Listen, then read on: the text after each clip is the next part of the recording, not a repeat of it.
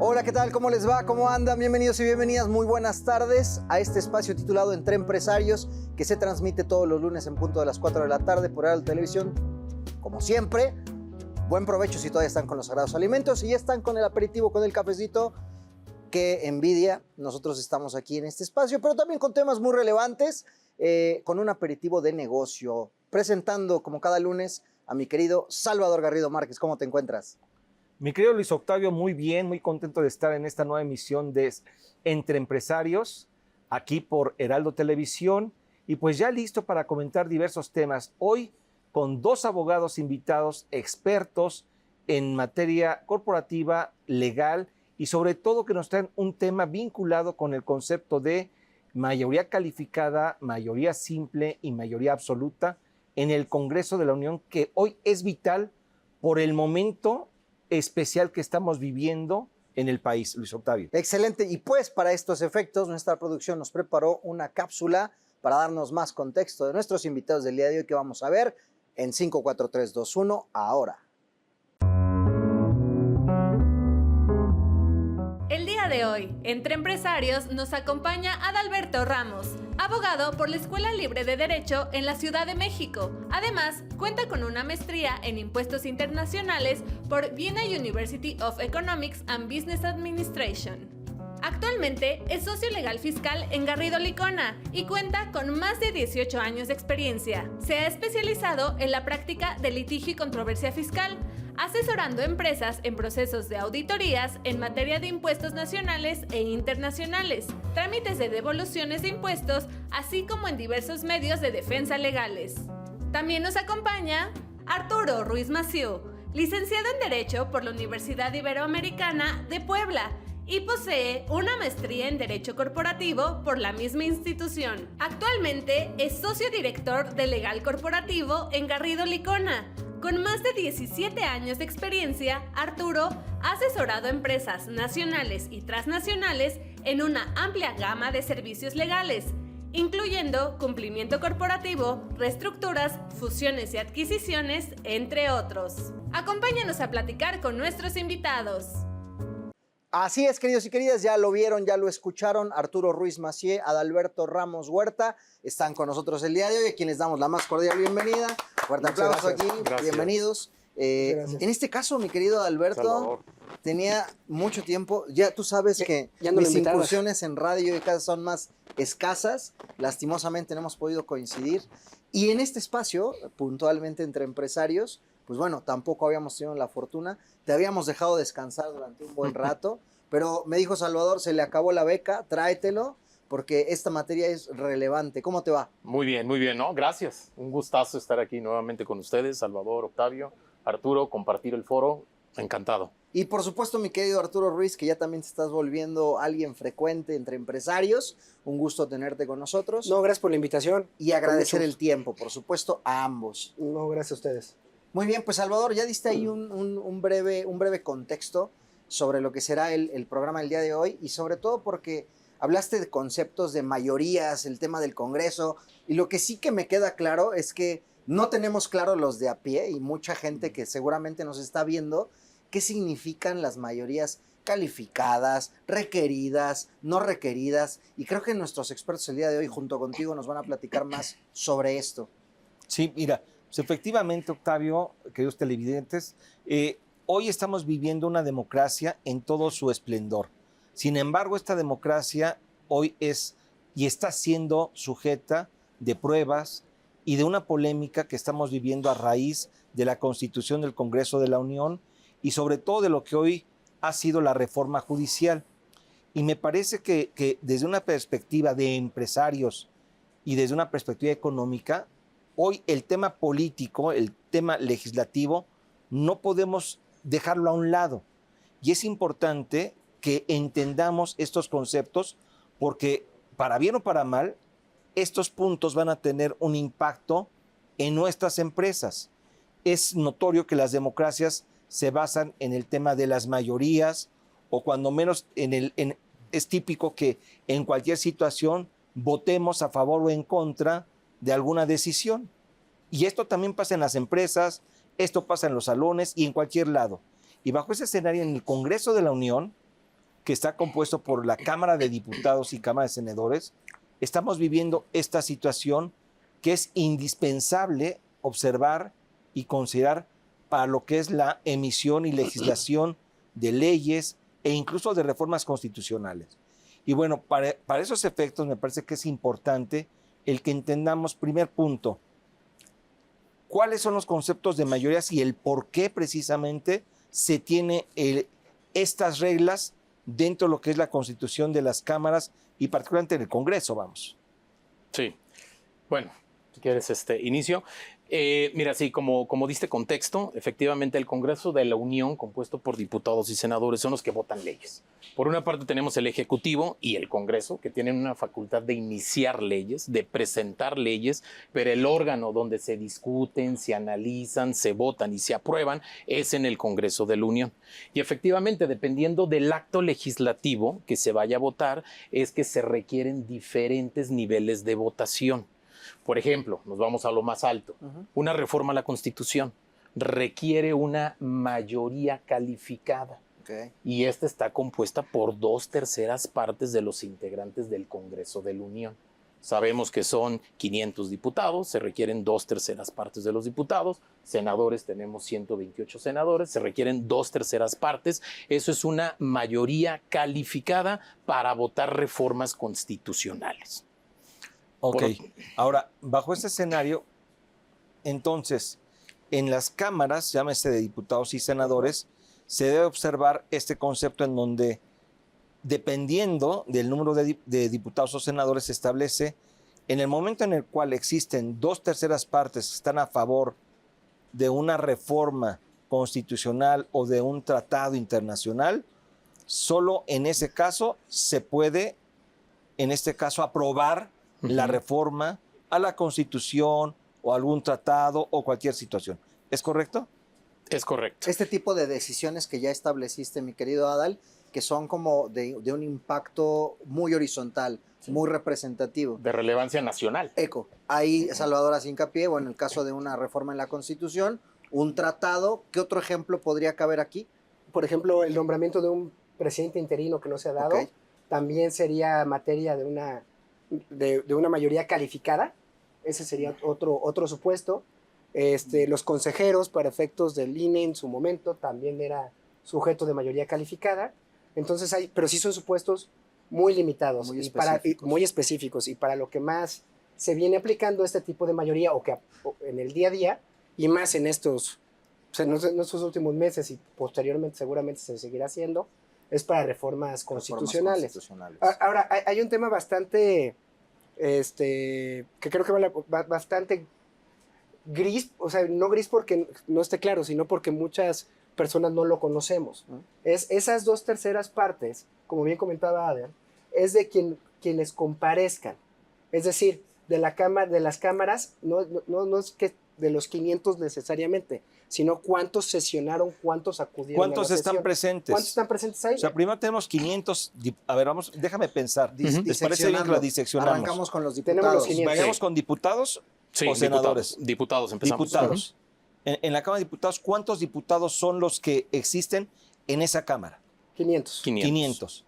2/3 partes son los que se requieren para modificar o reformar una ley, llámase Constitución. Sí. Que si nos fuéramos al 100%, estaríamos arriba de los 363, 364. Exacto. Más legislaturas de los estados, que ahí hay un ingrediente adicional. Si vamos a reformar la Constitución, no solo basta la votación del Congreso, sino también son copartícipes las legislaturas de los estados, porque pues es una decisión de relevancia nacional. Solo hay una pausa, porque hizo hincapié Arturo, si nos fuéramos al 100%, y voy un pasito para atrás, quiere decir que no necesitas a los 500 forzosamente para tomar esta decisión. Es que a eso iba. O sea, pensemos en que hay 500 integrantes en la Cámara de Diputados. Correcto.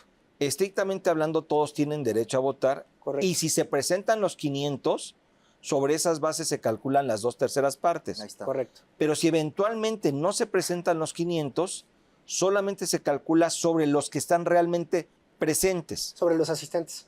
¿Hay un mínimo de asistentes? Sí, hay un quórum necesario dependiendo de la naturaleza para que no se tenga por desierta o para tales efectos. Y esto nos aplica en ambas, nos aplica tanto en Senado como diputados, como en los congresos locales. Ok, entonces, de estas 2/3 partes, déjame pensar que se presenta el 90%, para poner un número alto. Es decir, 450 personas o diputados. Si se presentan esos 450 diputados, la mayoría, ya sea calificada, absoluta o simple, se calcula sobre esta base de los que sí asistieron. ¿Es correcto? Parcialmente sí. Vámonos por partes. La calificada serían las 2/3 partes de los que asistimos. Ella. La mayoría absoluta, ahí sí nos habla de que existe mayoría absoluta y no nos habla de los que comparezcan. Ahí nos habla de la mayoría más uno de los diputados, en este caso, pero de los que conforman las cámaras de diputados. Eso O sea, que sería el 50% más uno. De los 500. De los 500. De los 500. Y nos vamos a la mayoría simple. La mayoría simple, ahí sí es el 50 más uno de los que comparezcamos. Okay. Que ahí, pero ojo, ahí no hablamos de constitución. Exacto. Hablamos de reformas a legislación secundaria, a las leyes federales, por ejemplo. Ok, hacia allá iba. Entonces, tratando de poner esto en un contexto relativamente sencillo, porque es un tema legal muy complejo. Son escenarios, ¿no? O sea, se legal tiene que ir y constitucional muy complejo, o sea, Sí. es difícil entenderlo. Y ese es el objetivo de esta sesión en nuestro programa hoy, tratar de ponerlo en nuestra charla. Entonces, son 500 diputados, empezamos por los diputados. De esos 500 diputados, para efectos de aprobar leyes, reformas o cualquier cosa, hay 3 tipos de mayoría. La mayoría 1 es la calificada, la mayoría absoluta y mayoría simple. Ajá. Ya explicaron en qué caso se requiere, bueno, en qué caso se considera mayoría calificada, absoluta o simple. Ahora, sobre estas bases la pregunta es, la mayoría calificada, ¿en qué casos es necesaria? ¿Para qué casos debe observarse este concepto, Sí. Adalberto? Por ejemplo, hay legislación secundaria, hay leyes federales, una reforma fiscal, por ejemplo, que puede establecer nuevos impuestos, requisitos a deducciones, ingresos, etcétera. Esa es una legislación secundaria porque se modifica ley del impuesto sobre la renta, código fiscal de la federación, ley del impuesto al valor agregado. Eso es legislación secundaria. Para eso se requiere una mayoría relativa, ¿sí? 50 más 1. Aquí no estamos hablando de ¿Es constitución. la mayoría simple o relativa? Correcto. ¿Es correcto? Sí. A ver, te pregunté por la mayoría calificada y me contestaste al revés, pero bueno, está bien. A ver, entonces, para reformas a las leyes que no sean constitucionales se requiere esta mayoría relativa, Correcto. que Correcto. es el 50% Más 1. más 1. Ok, ahora, la mayoría, ¿esa es mayoría relativa o simple? La mayoría absoluta, ¿para qué casos aplica? Ahí la mayoría absoluta, de hecho, no está expresamente regulada, pero lo que te señala es, lo que se establece es que te aplica ese 50 más 1 de la Cámara para efectos de representación de un partido en específico. Es decir, el partido en específico ya cuenta con la mayoría absoluta de 50 más 1 de todos los integrantes. Y al tener la absoluta, tienes la relativa y te aplica y puedes votar por ti mismo todas las reformas aplicables a leyes federales que comentaba Adal. Es decir, doctrinariamente se conoce la mayoría absoluta, pero el que tenga la mayoría absoluta, en consecuencia va a tener la mayoría simple, o probablemente tenga la mayoría simple, y nos va a servir para las leyes que comentaba Adal. O sea, para regulación, para toda reforma que no sea un ámbito constitucional. Lo podemos parafrasear así. Sí, por eso digo, eso cobra relevancia el momento en el que estamos viviendo, ¿sí? Hubo una reforma al Poder Judicial que implicó cambios a la Constitución. Por eso, quien participó fue el Congreso de la Unión, compuesto por diputados, senadores. Por ahí, pues tenemos ahí una alianza que tenía esa mayoría en Cámara de Diputados. En senadores escuchamos que faltaban 1 o 2 senadores. Se hicieron alianzas. Al final sí se logró el consenso. Se obtuvieron las 2/3 partes tanto en Cámara de Diputados como senadores, más la votación en las legislaturas de los estados. Por eso esa reforma a la Constitución para modificar el Poder Judicial fue aprobada. Ahora, ¿qué es lo siguiente? Que va a haber una legislación secundaria. Va a haber leyes federales que se tienen que emitir dentro de 90 días. Para esas leyes secundarias no se requiere esta mayoría de 2/3 partes, legislaturas de los estados, sino No, 50 solamente más 50+1, porque es legislación secundaria. Se va a modificar la ley orgánica del Poder Judicial de la Federación, por ejemplo. Esa es legislación secundaria. Entonces aquí se requiere 50+1 para, ¿no?, diferenciar, ¿no?, lo que tenemos en la reforma judicial. Y ya lo trajiste además a un caso práctico, que es un caso reciente, que fue el tema de la reforma judicial.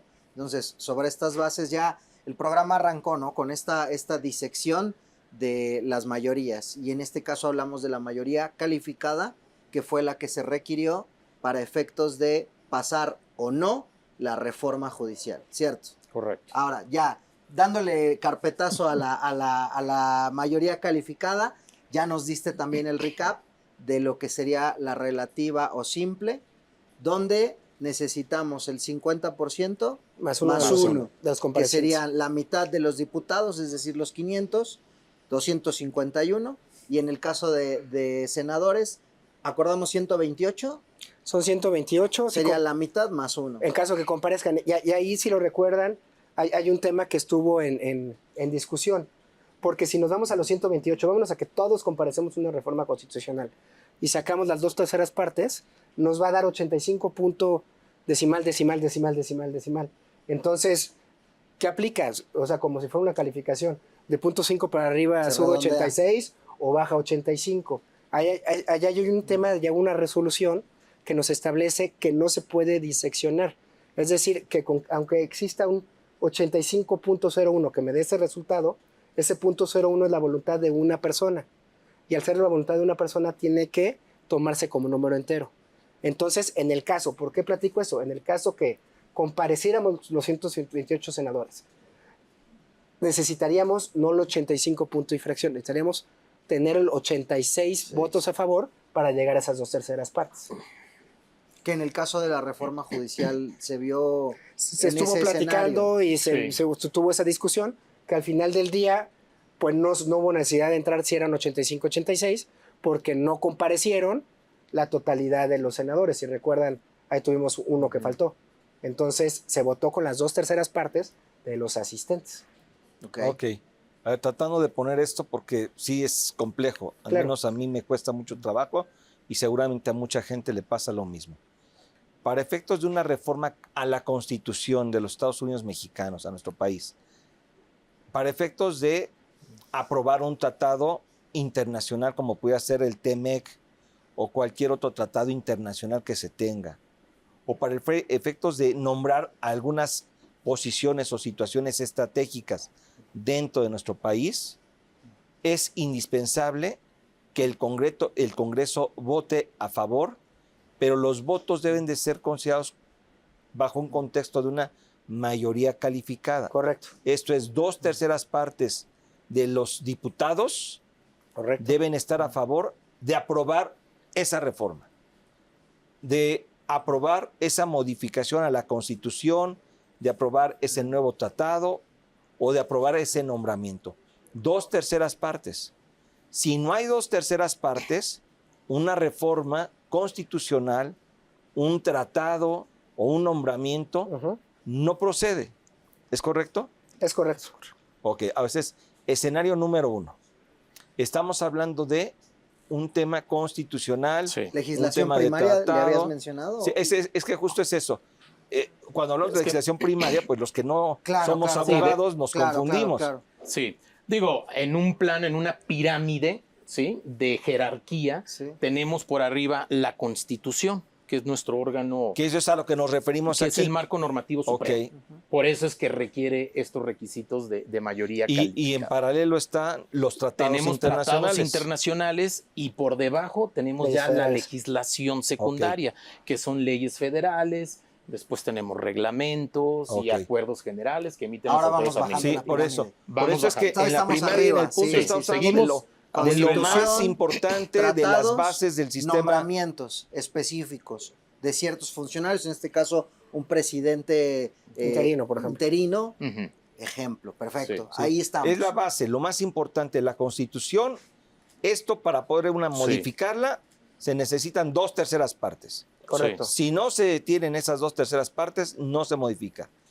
Ejemplo, la reforma judicial, que Correcto. ahí fue muy polémico. Sí. Se necesitaban las 2/3 partes y ahí algunos integrantes del PAN, que ojo, es 2/3 partes de los diputados. No hablamos de partidos, porque eso creo que es importante.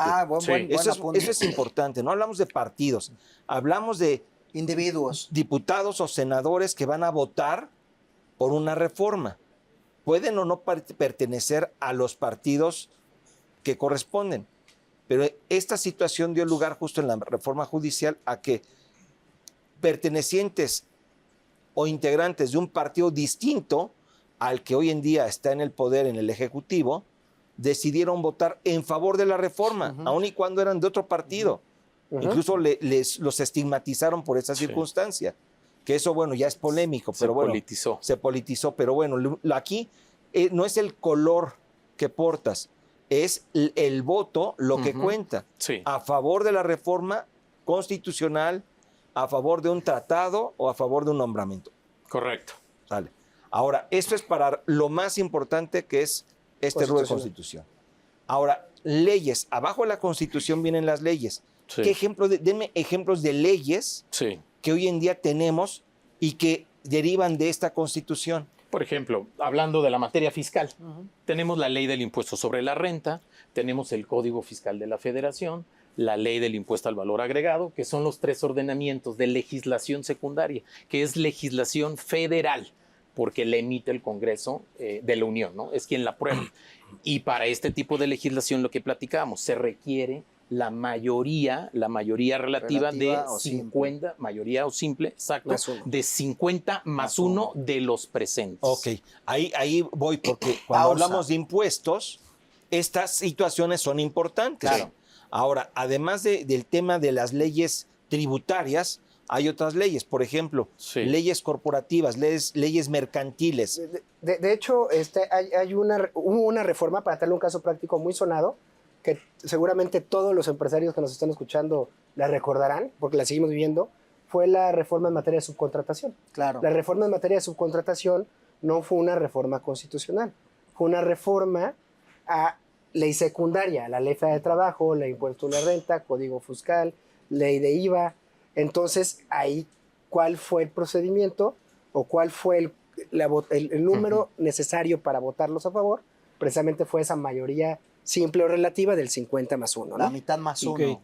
Y qué bueno que mencionas ejemplos, Arturo, porque justo voy a traer a colación otro ejemplo que hoy en día muy escuchado, el tema de la reforma penal fiscal.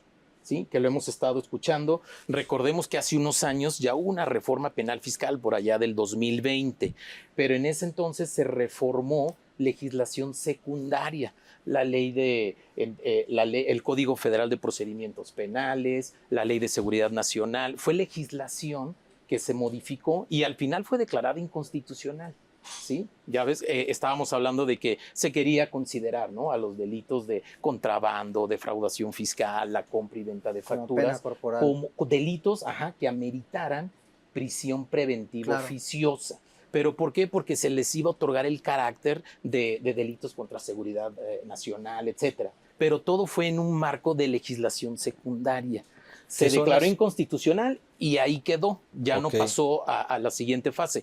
En esta ocasión se retomó el tema, pero ahora lo que están haciendo es vía reforma directa a la Constitución, para que estos 3 delitos ya se incorporen a nivel de Constitución como delitos que ameritan prisión preventiva oficiosa. Y entonces ahí pasaría en automático al escalón de arriba. Al escalón de arriba con los requisitos de votación que ya platiqué. Vamos a hacer una pausa hasta ahí, si les parece bien, porque ya estamos entrando en aguas más profundas, mi querido Salvador, Adalberto, Arturo, y mis queridos necesitan ir a tomar un fresco nuevamente porque esta plática está álgida, está harto relevante, así que vamos a hacer esta breve pausa, queridos y queridas. Los invitamos a que vayan por ese fresquito, mientras nosotros nos quedamos aquí platicando entre empresarios desde Heraldo Televisión, Canal 8. Aquí estamos, Entre Empresarios, ya regresamos.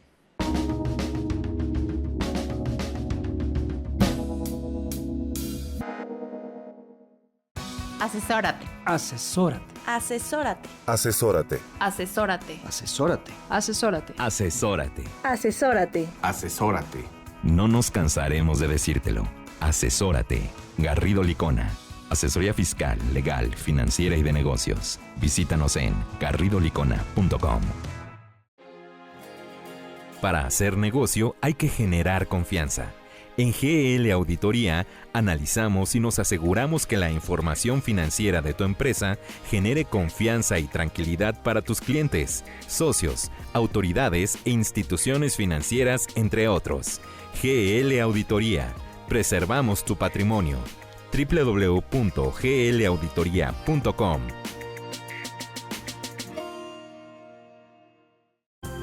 El outsourcing no es indebido y no ha desaparecido. Hoy se le conoce como servicios especializados. Lo que es indebido es que tú o tus proveedores no estén correctamente registrados ante la autoridad y no cumplan con los requisitos establecidos. Esto puede traerte consecuencias fiscales, legales e incluso penales. Evita riesgos innecesarios. Contáctanos. GL Working. Working for you. www.glworking.com.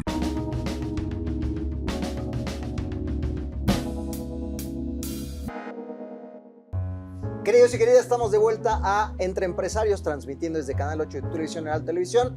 Mi querido Salvador Garrido Márquez, Alberto Ramos Huerta, Arturo Ruiz Massieu. Estamos aquí el día de hoy platicando sobre estos conceptos que seguramente han estado escuchando y que hemos estado escuchando permanentemente en la agenda del país, sobre las mayorías, Salvador, que tiene mucho vínculo hoy con las tomas de decisión que se están llevando a cabo en el país. Exacto. Y bueno, ya hablamos de que para efectos de modificar la Constitución y aprobar tratados o modificar tratados se requiere la mayoría calificada tanto en el Congreso, bueno, tanto en la Cámara de Diputados como en la de Senadores. Ahora bien, hablando de leyes, nos pusieron ejemplos: la ley del impuesto sobre la renta, leyes penales, ley general de sociedades mercantiles, ley federal de trabajo, ley del seguro social, ley de derechos. O sea, hay hoy que están muchísimo. todas estas iniciativas del trabajo digno. Hay muchísimas leyes. O sea, después de la Constitución vienen leyes que regulan la conducta y situaciones particulares que son necesarias para la convivencia de todos nosotros, de los negocios, de las empresas, de las personas. Ahora para bien, que ande el país. Para que ande el país, exacto. Ahora, para efectos de aprobar una ley, una modificación a la ley o una nueva ley, ¿es necesaria la mayoría calificada o no? No, como tal, no. Para una ley federal, la respuesta en concreto es no es necesaria la mayoría calificada. Eso solo, como ya bien lo comentaste, es si nos vamos al escalón de arriba, que es una reforma constitucional. Ok. Ahora, para la reforma a una ley, Adalberto, entonces, ¿qué se requiere? La mayoría relativa, que es 50 más 1 de los presentes. Ok. Entonces, ¿se puede hacer una nueva ley, una reforma a las leyes con una mayoría relativa o simple? Correcto. Estabas dando algunos ejemplos de estas leyes que hoy en día se están reformando. ¿Cuáles ahorita son las que están en discusión y que desde tu perspectiva debemos de tener en cuenta los empresarios y que están siendo sujetas de este proceso? Sí, bueno, como parte de la reforma judicial, ya lo apuntábamos, se reformó la Constitución, es lo que tenemos hoy en día. Ya entró en vigor la reforma a la Constitución. Ahora, ¿qué tiene? La siguiente tarea es emitir la legislación secundaria, leyes federales que va a aterrizar lo que dice a nivel de la Constitución. El Congreso tiene 90 días para aprobar esa legislación, y también las legislaturas de los estados tienen que hacer ajustes, cambios en sus respectivas constituciones locales. Ellos tienen 180 días para modificar esta legislación. Entonces, entre otras, la ley o leyes secundarias derivadas de esta reforma judicial que fue constitucional es uno de los temas más trascendentales. ¿Algún otro punto, por ejemplo, en materia federal de trabajo? Puntos relevantes que tenemos que considerar que ya no están relacionadas con la reforma judicial y que creo que nos puede no afectar, pero sí generar cierto impacto si no los vamos previendo, son las reformas o las iniciativas presentadas y que se van a discutir en los próximos periodos, por ejemplo, la Ley Federal de Trabajo. Como si recuerdan, tuvimos una reforma en junio de este año, muy reciente, a la regulación que comúnmente denominamos ley de tratas, en la cual, como parte de esa reforma, que al ser una reforma a esta legislación secundaria, es decir, fue únicamente necesaria la mayoría simple, lo que nos incluyó o lo que se adicionó es que aquellas relaciones de trabajo que excedan los máximos legales lo configura o lo considera como explotación laboral y por lo tanto un delito. ¿Por qué platico algo que ya pasó versus lo que platicábamos de que puede llegar a pasar? Hoy en día se va a empezar a discutir una reforma a la Ley Federal de Trabajo que se le conoce como jornada digna. Y esa reforma conocida como jornada digna lo que busca es ajustar la jornada máxima. Si recordamos, por ejemplo, la jornada diurna legal es 6 días de trabajo, 1 de descanso, 8 horas diarias, 8 por 6, 48 horas a la semana. horas, claro. Para ejemplificar, vamos a hablar de eso. Hoy en día sí estamos. Si se aprueban los términos que está en la iniciativa La Jornada Digna, nos vamos a ir de 48 a 40 horas a la semana. ¿Qué significa eso para los empresarios? Que tenemos que hacer ajustes a la forma en cómo trabajamos, cómo tenemos nuestros turnos, si hablamos de plantas, o sea, si hablamos de plantas de trabajo, Claro. o de Fábrica, fuerza productiva, sí. fábrica, va a ser un impacto directo, porque nos vamos a tener que empezar a prever cómo vamos, o sea, si podemos llevar a cabo todos nuestros procesos considerando estas 40 horas, o si en su caso tendremos que hacer algún tipo de cambio y ajuste, buscar nuevo talento, ver si va a haber un impacto financiero por el tiempo extraordinario, y eso lo tenemos que vincular a lo que yo platicaba de la reforma a la ley de trata, porque entonces, si me salgo de la jornada de 40 horas, en caso que pase, me estaría configurando o no dentro de la explotación laboral. Oye, pero esta Todo ley de eso. trata es una ley particular, entonces, Sí. es adicional a la Ley Federal del Trabajo. Es adicional. De hecho, déjenme decirlo así, penalizaron el tema de exceso de jornada. Ese es el gran tema. No viene ni siquiera vinculado a la Ley Federal del Trabajo. Lo elevaron a un delito, lo calificaron como un delito en una regulación independiente. Y fíjense cómo estos temas son relevantes, sin embargo, no necesariamente fueron reformas constitucionales. Exactamente. O sea, porque ese es el punto que queremos destacar en esta ocasión. O sea, se habla mucho de la reforma judicial y se habla mucho del tema político que se está Claro, viviendo. sobre la toma de Pero decisiones. con independencia de eso, el tema es lo que hay detrás de lo que es el poder legislativo, el Congreso de la Unión, que no solamente son temas constitucionales que desde luego son trascendentes, sino también todas las leyes que pueden ser aprobadas en este Congreso. Y ahorita tú hablas de una ley de trata de personas, de una ley federal de trabajo, pero también impactando a las empresas directamente está, por ejemplo, el tema de las reformas fiscales, Adalberto, Sí. que en principio se dice o se rumora, se comenta que sí va a haber. Sí, correcto. Sí, ¿no? Y hoy en día, de hecho, ya hay algunas iniciativas de reforma fiscal a la ley del impuesto sobre la renta, al Código Fiscal de la Federación, que se están discutiendo en el Congreso de la Unión. Pero lo que vimos en el sexenio pasado es de que efectivamente si bien no hubo reformas a la Constitución, en materia fiscal sí hubo modificaciones a legislación secundaria y el enfoque de las modificaciones fue pues para fortalecer las facultades de fiscalización, pero todo se encuadró dentro de ley del impuesto sobre la renta, Código Fiscal de la Federación, ley del impuesto al valor agregado y desde luego modificaciones al reglamento, ¿no? Porque el reglamento deriva de una ley, así como una ley federal deriva de la Constitución, la ley federal siempre se tiene que ajustar a la Constitución. De ahí que cuando se emite una ley secundaria que se desvía de lo que dice la Constitución, pues hay medios legales de defensa. La inconstitucionalidad, hay amparos, por ejemplo, en la reforma fiscal. Si vemos que una disposición de la ley del impuesto sobre la renta que limita una deducción, por ejemplo, es inconstitucional por violar principios de justicia tributaria que están previstos en el artículo 31, fracción cuarta de la Constitución, pues desde luego los particulares pueden activar amparos para inconformarse.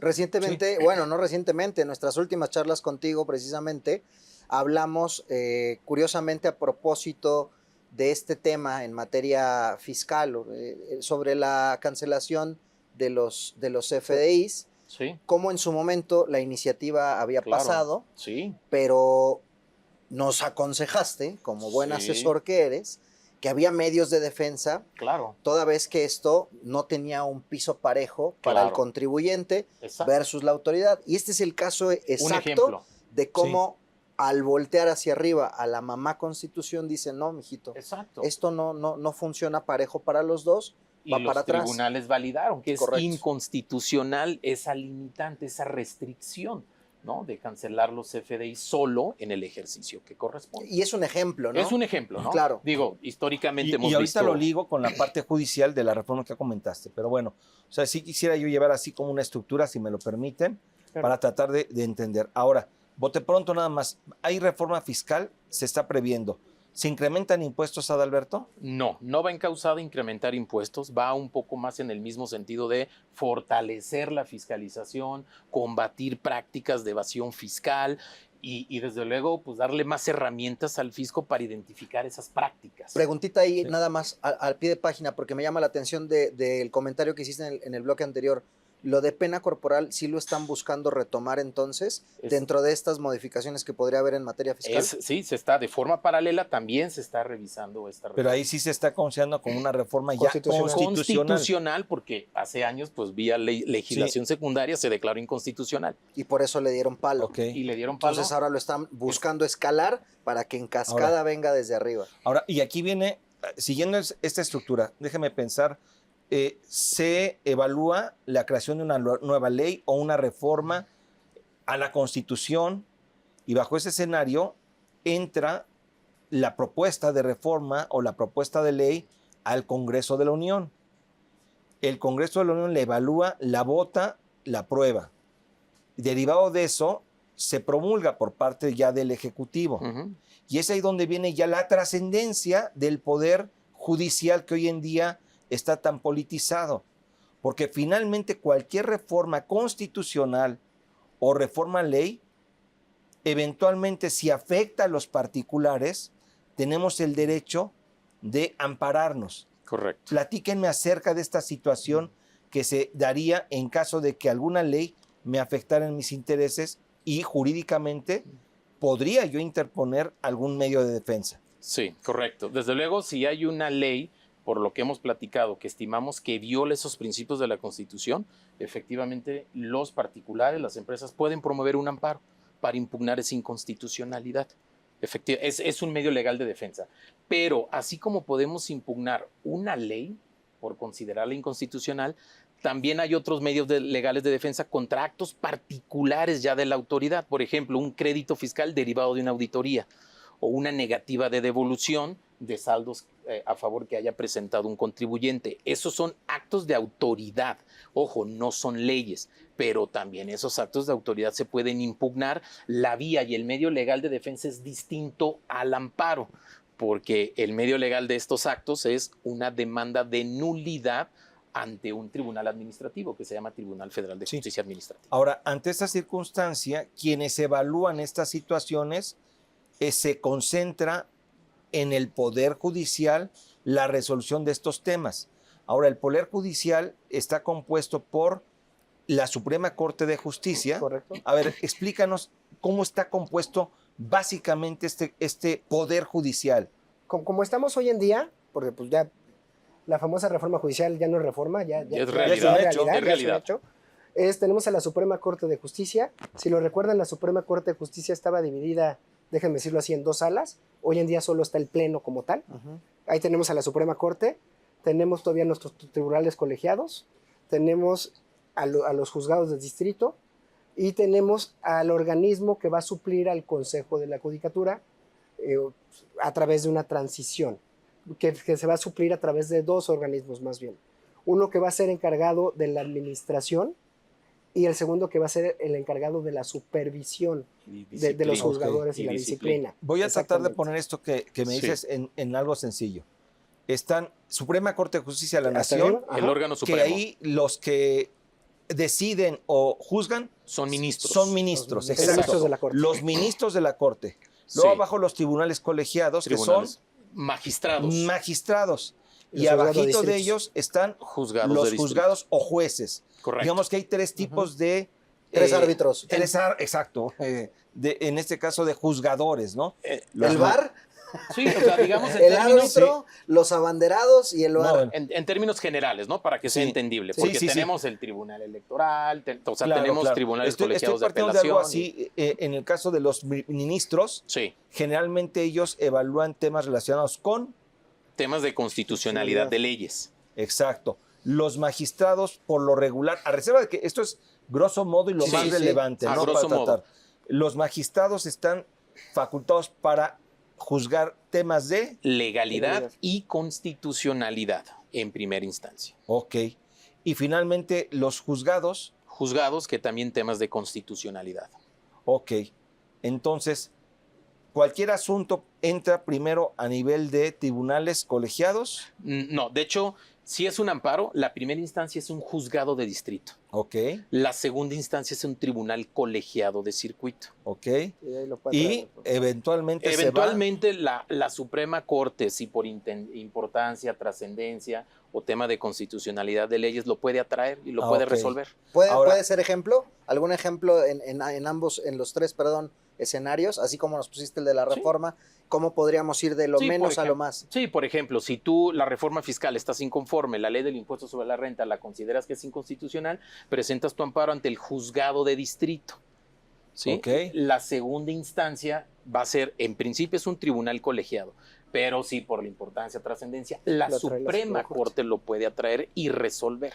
¿Qué es lo que hemos visto? Como las reformas fiscales tienen un impacto a nivel nacional, Ok. pues es la Suprema Corte la que fije el criterio definitivo. Traigo ahí O sea, un va- ejemplo que también me viene a la mente que nos trajiste hace poco y tenía que ver con le llamaba, me parece que nuestro querido Enrique Márquez, el amparo del envidioso, el juicio del envidioso.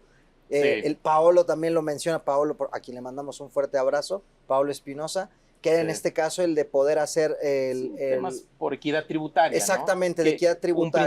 Un principio constitucional, un principio de justicia tributaria es de que las leyes tienen que ser equitativas, tienen que cumplir con equidad tributaria. Entonces, si hay tratos dispares, ¿no? Unos contribuyentes sí, otros no, pues el afectado puede promover un amparo bajo ese argumento de Sí. equidad tributaria. ok. Ahora, teniendo en cuenta esto está el poder legislativo Ujú. y está el poder judicial. Todas las leyes y situaciones particulares que se promuevan, pues el judicial toma esas leyes para juzgarlas. Y también temas, como tú los comentas, de controversia constitucional.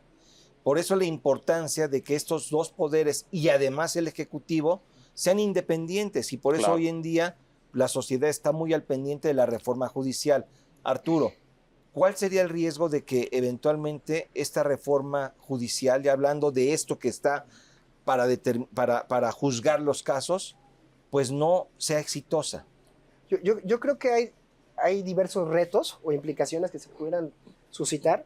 Uno de ellos es, y no lo voy a decir de orden de importancia, sino como viene sonando más y como nos vienen acercándose esas preocupaciones más los empresarios. El primero va a ser la falta de capacidad o capacitación que pudieran llegar a tener aquellos candidatos que el día de mañana sean elegidos para ser jueces de distrito o para ser magistrados. ¿A qué me refiero con esto? Anteriormente se necesitaba una carrera judicial para efectos y una vez que tenías esa carrera judicial, hacías a grosso modo un examen de oposición y con base en ese examen de oposición decían, Juanito Pérez es el que tiene las características para ser juez de distrito. Los más calificados Los llegan más calificados al puesto. llegan al puesto. Hoy en día, como quedaron los requisitos, no es así. Hoy en día, básicamente, para ser juez de distrito, para ser magistrado, únicamente tengo que ser abogado con una experiencia mínima en caso de magistrados, que es de 3 años, y con base en eso yo ya puedo levantar la mano e iniciar el proceso para buscar ser candidato. Entonces, ¿cuál es una de las preocupaciones y retos?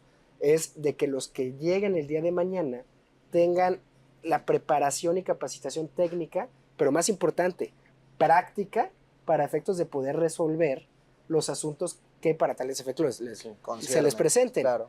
O sea, Sí. a manera de ejemplo, en materia fiscal, hay temas muy específicos que si nunca has estado dentro del Poder Judicial, se puede complicar el cómo se van a estar interpretando, Sí. cuál va a ser tu forma de interpretar para resolver un caso en concreto, ¿no? Sí, digamos que antes había ya un sistema que regulaba cómo ingresas, cómo te mantienes en el Poder Judicial, requisitos de evaluación, exámenes de evaluación y Fue cómo te subiendo. separas. Antes había lo que se llama la carrera judicial. Ujú. Hoy en día, y bueno, y se basaba en principios de méritos propios, profesionalización.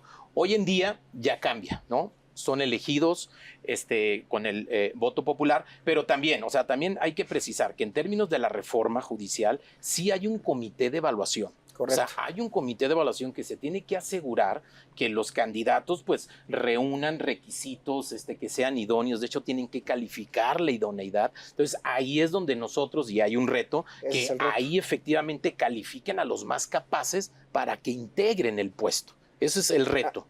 Ahora, yo creo que una segunda implicación o reto, como bien mencionas, es, vamos a suponer que nombramos a los, o que se nombran, que ese comité de evaluación nombra perfectamente a los candidatos. Una vez que tenemos a esos candidatos por el comité de evaluación, va a haber, déjenme decirlo coloquialmente, un nuevo sorteo, como el que hubo hace una semana. En ese sorteo se van a bajar, si teníamos 100 candidatos, se van a bajar al número de candidatos correspondientes para efectos que el Poder Legislativo, para que el Poder Judicial y el Poder Ejecutivo presente ya sus candidatos definitivos para la boleta. Y vamos a suponer que llegan los mejores candidatos. Ujú. El reto yo lo veo en cómo vamos a elegir nosotros a quién van a ser nuestros juzgadores. Si tenemos nosotros como electorado la capacidad técnica, el conocimiento, y vamos a poder identificar quién es la persona para poder votar por ella. Porque también estamos hablando de que en este junio de 2025, si mal no recuerdo, se van a votar cerca de 900 posiciones.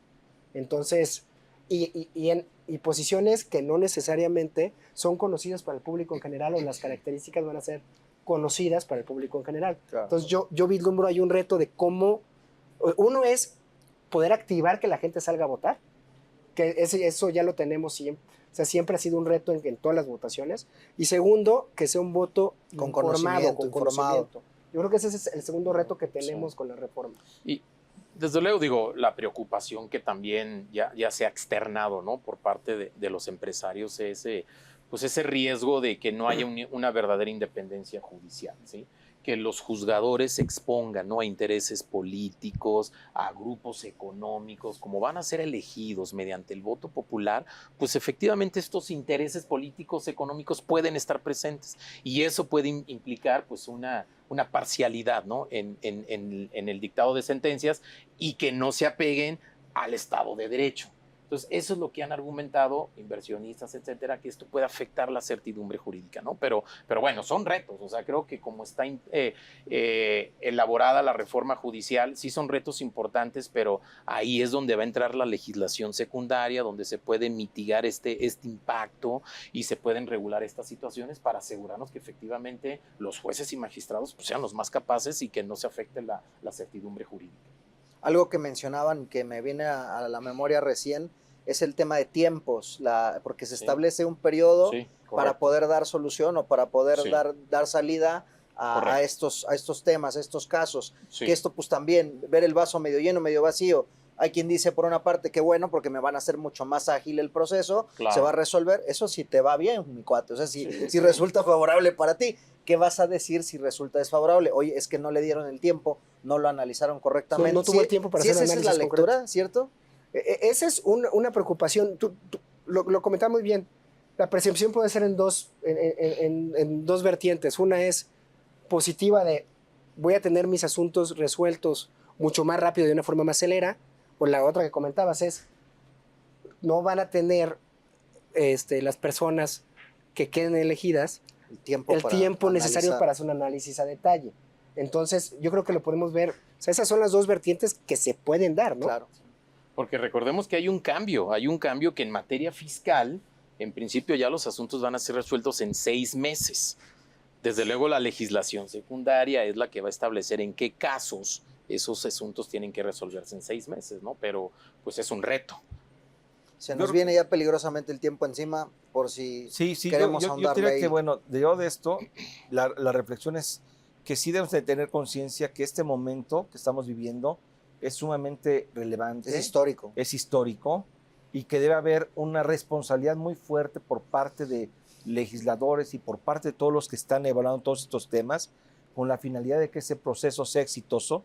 Si no llegara a ser exitoso, vamos a entrar en un tema de crisis, y sobre todo el reto más importante, como bien lo apuntan, es que efectivamente después de que se haga todo este proceso, se mantenga una independencia del Poder Judicial, se integre por personas capaces de conocimiento, experiencia y de todo lo que se necesita para juzgar los asuntos, y pues obviamente que obedezcan a el interés público común y no a intereses particulares. Octavio. Pues sí, digo, creo que todavía nos quedan unos segundos por ahí, tal vez un minutillo. Me gustaría hacer el ejercicio que hiciste recién también del ping-pong de negocios con nuestros invitados, pero en este caso, en el ping-pong de negocios, y resumiendo en una palabra lo que será este panorama en materia del Congreso, de la reforma judicial, lo que acabamos de ver, ¿cómo resumirías en una palabra lo que se viene, mi querido Arturo Ruiz Massieu? En una sola palabra, me la dejaste medio complicada, pero yo creo que capacitación. Ok. Que estar, o sea, vigilancia y capacitación. Yo sí lo estaría resumiendo. Misma pregunta, mi querido Alberto. Asegurar seguridad jurídica. En todo Seguridad momento, para jurídica. no ahuyentar inversión, generar ese clima de confianza que, si bien hubo una reforma a la Constitución que ha despertado muchas inquietudes, lo cierto es de que vamos por buen camino, y ahí es donde las autoridades tienen que estar presentes, ¿no? Con inversionistas, y darles ese mensaje. Darles Hay esa seguridad tranquilidad. jurídica. Excelente. Salvador Garrido Márquez. Pues una palabra, responsabilidad. Venga. Pues muchas gracias a los tres por el programa del día de hoy. Arturo, No, gracias a ti. mi querido Adal, Salvatore. Muchísimas gracias. Queridos y queridas, pues aquí nosotros nos despedimos desde el canal 8 de sus televisiones, Heraldo Televisión, con la promesa de regresar la próxima semana, próximo lunes, en punto de las 4 de la tarde, con más temas relevantes que le pegan al país y al mundo aquí, entre empresarios. Un beso grande, chau, bye. Nos vemos la otra semana.